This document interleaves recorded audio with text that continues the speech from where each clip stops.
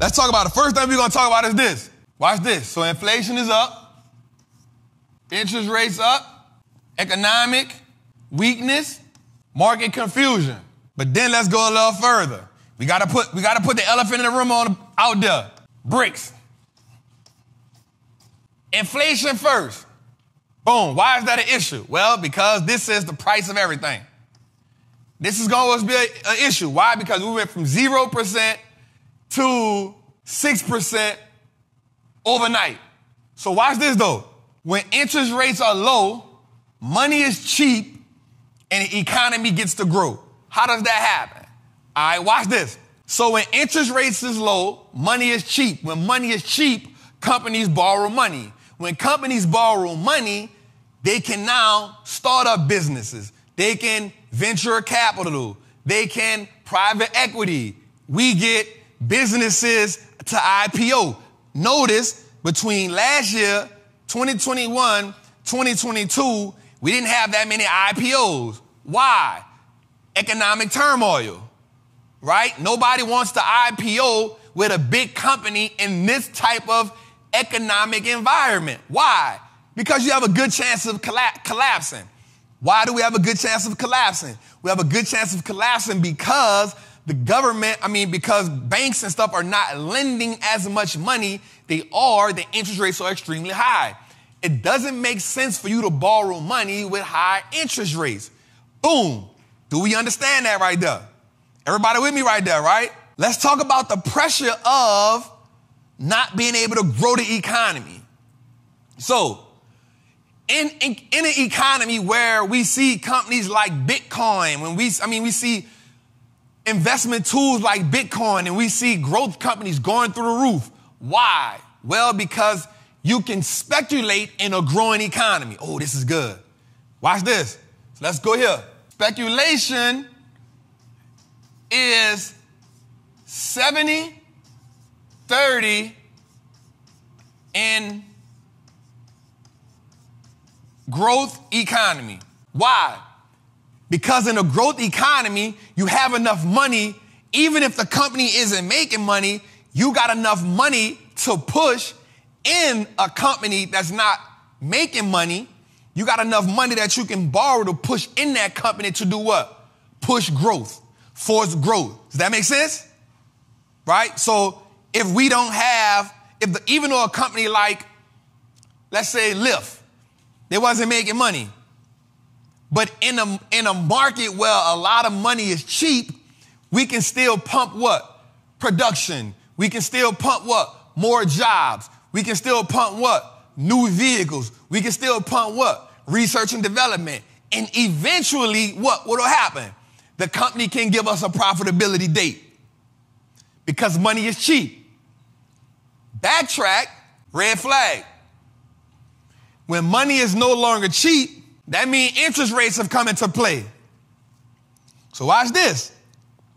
The companies that need money to grow no longer have access to that capital. Because at first you was paying 0.0, now you're paying 6%. If you're paying 6% on $200 billion, that's an issue. When the company ain't making money. The reason why I'm breaking this down for us today is so we can understand how we need to pivot. I want you to write this down on your piece of paper. This is pivot season. Everything that worked in the past won't work in the future. So let's go a little further. Watch this. So now, what we don't realize is, from 2009 until 2022, 579 banks have collapsed. Why you ain't never heard of that? Go do between 2009 and 2022, 579 banks have collapsed. Banks been crashing. You know why banks been crashing? Because when you go from zero, oh my God. Woo-hoo. Today, I told you today gonna be a long night. I'm on a whiteboard all night, dude. When you go from 0 to 6%, what happens is everybody here takes advantage of this but poor people. Everybody takes advantage of 0.0. This is also what we like to call greed season. 0.0 is greed season. Why 0.0 greed season? Because if I can borrow money with no interest, I'm going to borrow as much as I can. I'm going to borrow even when I don't need to. But what happens when a bank over borrows? They become what we call over leveraged. All the banks are over leveraging themselves, being greedy. The minute there's a bear market, the minute there's a correction in the market, because they've over leveraged so much, it doesn't take but one and you collapse. Banks borrow so much money. Banks borrow on so many houses. Banks borrow on so many bonds, out long-dated treasury bonds. What happens is one crinkle in the market, the bank collapses. Go do your research. From 2009 to 2022, 550 plus banks have collapsed. Collapsed. But why are we only hearing about it now? Because here's what I always tell y'all. When you spot one thing wrong, it makes you pay attention to everything. See, we can sweep everything under the rug until the rug is sitting up high. Now you got to step over the rug to get on. You're like, yo, what's under there? And you pick it up and you realize we are standing on a pile of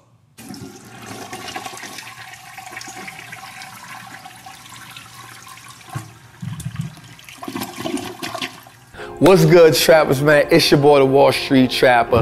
Right now, I want to invite you to an amazing experience full of value. That is my community, Trappers Anonymous. It's 100% the greatest fundamental investing community on the market. Listen, your portfolio should be a masterpiece. And the only way we get you there is if we help you to learn how to invest with confidence. Now listen, I get it. Like, you don't know a lot about stocks, or maybe you've heard people say how much money they lost in stocks, but I can guarantee you, one, because they weren't in the community, and two, they lack the information. Our goal in Trappers Anonymous is to help you, really to hold your hand on the journey to becoming a confident investor, learning how to navigate through the different events that the stock market goes through to take you from panic to encouragement. There's no better time than now. This is an opportunity only for those who are willing to be on the journey. So listen, man, click the link below. Come join me in Trappers Anonymous, man. I will see you in one of our many classes, whether it's Moat Monday, whether it's the 2-hour class we do on Sunday, or whether it's just a book club. Everything is geared toward making you a better investor so you can triple your net worth and turn your last name to an asset. It's your boy, Wall Street Trapper. See you in the trap. Uh-oh. Let's step into this part of the chart. Economic weaknesses. Trap, what does that look like? Okay. Let me go on record as saying this. The worst thing America ever did, well, not the worst thing. Not the worst thing. We're definitely not going to say that. We're definitely not going to say that. Financially, one of the worst things America ever did as a corporation and as a business was to allow Richard Nixon to take the US dollar off the gold standard.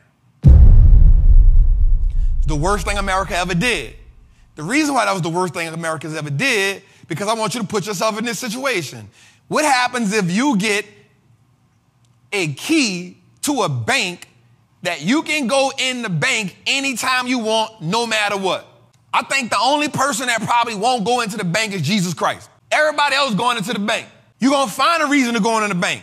The church need a building fund. We going to the bank. The church need new pews.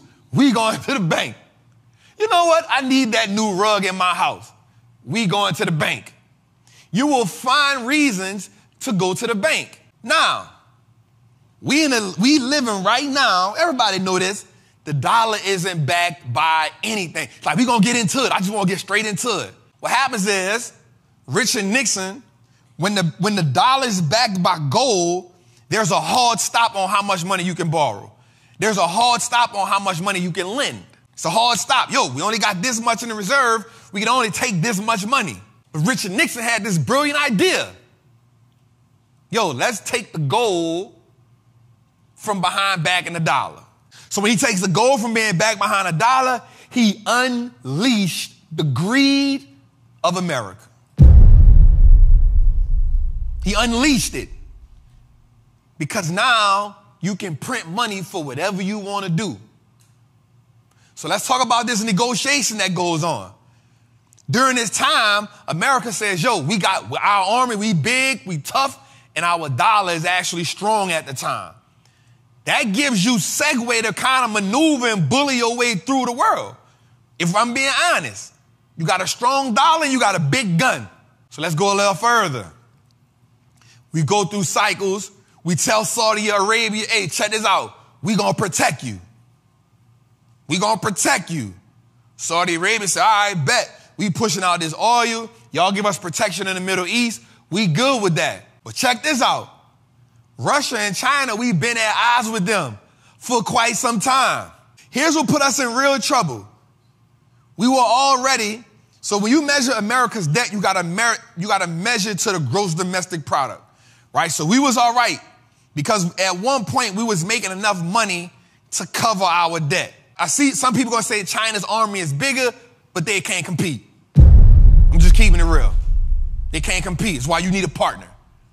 You can't compete. I'm keeping it real. You can't compete.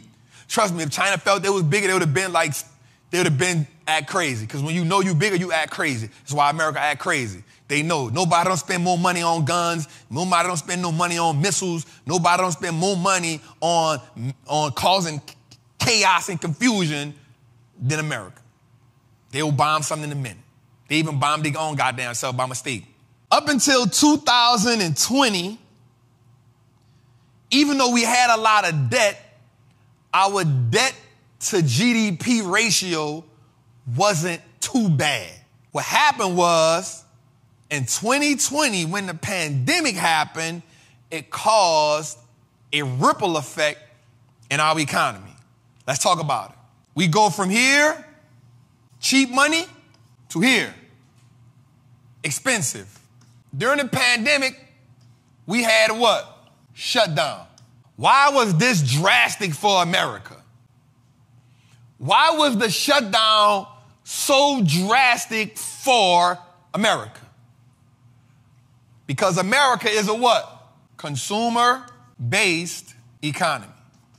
Because it's a consumer-based economy, you need what? People working. Everybody with me? Because America is a consumer-based economy, you need people working. Why do you need people working? Because when money is cheap, you can flood money, you can create businesses. America is in a boom cycle, right? We in a boom cycle from 2009 to 2020, boom cycle. We growing, we expanding. Pandemic happens. Shutdown happens. Shutdown tilts us. Why does the shutdown tilt us? Because now people not working jobs. When people not working jobs, people not spending money. When people not spending money, the American economy does what?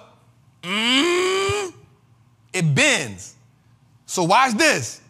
Watch this. So now the Fed has to come in. Why does the Fed step in? Because we need money to circulate. So what do? Stimulus. $1,200 a week for the people who are not working.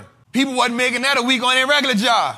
So not only are you giving people $1,200 a week, you then put another $5 trillion in the markets and into the economy.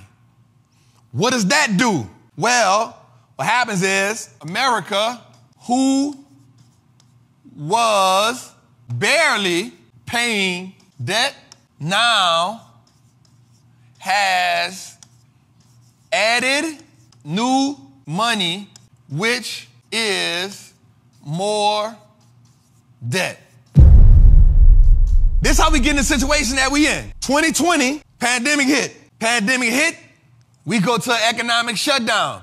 We go from an economic shutdown to people not working. People not working slows the money in America. When the money slows down, America slows down. What slows down when the money slows down? Economic growth. Because America is a what? Consumer-based economy. So when growth slows down, people need to be working. Because people not working, no money is circulating. That's not good for America. What happens when money is not circulating? People lose jobs. People lose homes. People can't pay for things. Businesses go out of businesses because there are actual businesses, watch this, and banks that need you to pay for housing. There's businesses that need you to pay for those cars. That's the economic cycle.